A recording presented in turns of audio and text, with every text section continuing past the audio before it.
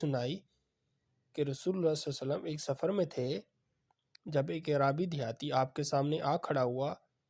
اس نے آپ کی اونٹنی کی مہار یا نکیل پکڑ لی، پھر کہا، اے اللہ کے رسول یا اے محمد، مجھے وہ بات بتائیے جو مجھے جنت کے قریب اور آگ سے دور کر دے۔ ابو ایوب نے کہا کہ رسول اللہ صلی اللہ علیہ وسلم رک گئے، پھر اپنے ساتھیوں پر نظر دوڑائی، پھر فرمایا، اس کو توفیق ملی یا ہدایت ملی؟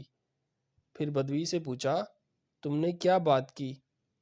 اس نے اپنی بات دہرائی تو نبی کریم صلی اللہ علیہ وسلم نے فرمایا، تم اللہ تعالیٰ کی بندگی کرو، اس کے ساتھ کسی کو شریک نہ ٹھہراؤ، نماز قائم کرو، زکوٰۃ ادا کرو اور صلہ رحمی کرو، اب اونٹنی کو چھوڑ دو۔